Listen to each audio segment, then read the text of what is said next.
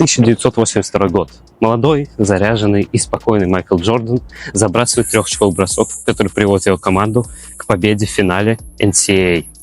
Чуть позже, спустя 2 года, он попадает в НБА, Чикаго Буллс и подписывает исторический контракт с Nike.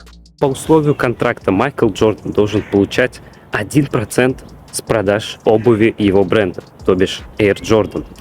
За год, после того, как Майкл попадает в НБА, Nike зарабатывает $4 миллиарда с обуви Air Jordan 1. Соответственно, Майкл Джордан зарабатывает $40 миллионов. Что если кроме Майкла Джордана я вам назову еще Кевина Дюрента и Леброна Джеймса? Что объединяет этих трех баскетболистов? Да, все верно, они выигрывали чемпионат НБА. Кто-то вспомнит, что они все имеют пожизненный контракт с Nike. Но и немножко не об этом. Все три спортсмена имеют свою линейку обуви. Вот, например, кроссовки Леброна Джеймса, вот Кевина Дюрента, а вот Air Jordan. Ничего особенного, правда? Но почему у кроссовок Air Jordan так мало цвета? Все остальные такие разноцветные, красивые.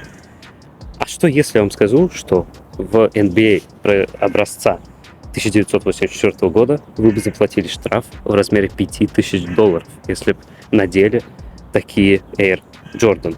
Но почему? Всем привет, друзья, я Атик, и это первая серия 3-го сезона Foot Life. Да, наконец-то начинаем 3-й сезон, и сразу же в нем мы разберемся, почему же в НБА были такие жесткие запреты на цветную обувь. Поехали! Вот что нам дает интернет, если задать такой вопрос. Звучит как бред, не правда ли? К сожалению, это правда. В НБА были правила, что кроссовок запрещается категорически иметь 49% или больше цветов, кроме белого или черного. Их как раз таки должно быть 51% или больше. Но был 1984 год, и в Nike решили наплевать на это, чтобы подписать Майкла Джордана, который категорически не хотел подписывать контракт с Nike на самом деле. Чтобы лучше разобраться, как же Nike вообще подписали Майкла, посмотреть желаю вам обязательно свеженький фильм Air Jordan, что-то там, Air, большой прыжок, что-то такое. Мэтт Дэймон в главной роли, все очень круто, мне понравилось. В Nike наплевали на это и решили сделать кроссовок черно-красно-белый. И чтобы каждую игру платить штраф $5000. Да, если вы нарушаете те правила с процентами, то вы платите штраф $5000 за игру. Ну, на самом деле, не все наплевали на это, потому что сам Фил Найт, основатель компании Nike, не знал об этом штрафе и узнал об этом только после подписания Майкла Джордана. Уже вот первый год Майкла Джордана. Rookie of the Season, лучший защитник сезона, попадает в All-Star Team. Ну и, конечно же, влюбляет в себя и в баскетбол миллионы фанатов по всему миру. И, как вы понимаете, НБА прогинается под этим, потому что образ и величие Майкла Джордана намного выше каких-то правил. И поэтому смягчают закон на такую обувь. Время шло, а закон все еще действовал. И вот в 2012 году Лига анонсирует, что можно игрокам со своими техническими спонсорами создавать обувь цветную. Но, естественно, всегда есть но, потому что это НБА. Только по праздникам. Это не шутка. То есть только там на Хэллоуин, только на Новый год, на Рождество.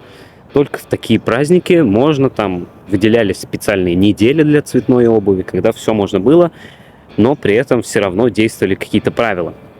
Но наступил 2018 год, и Национальная баскетбольная ассоциация подписывает исторический контракт с Nike Incorporation, по которому Nike, естественно, ввели в контракт, что игроки имеют право одевать любую обувь, любых цветов, какую они хотят. И Лига подписывает этот контракт на 8 лет, который длится до сих пор, потому что он в 2018 был подписан. После этого игроки могут создавать что угодно. Например, как у, я не знаю, у Джа Морента с Nike, у, не знаю, Ламела Бола с Puma и Cheetos, вот эта коллаборация замечательная. Поэтому до 26 года мы будем гадать, будет ли лига продлевать контракт с Nike или нет. В плохом случае, я не знаю, что будет. Никто не знает, что будет. Я надеюсь, что лига, естественно, продлит контракт и вообще пожизненным его сделает навсегда. Но думаю, что бизнес так не работает, поэтому смену технического спонсора лиги точно будет. Ее точно придется ждать. Кстати, еще кое-что надо добавить. То, что лига аргументировала свой запрет, то, что якобы обувь может быть типа более заметной из-за цветов.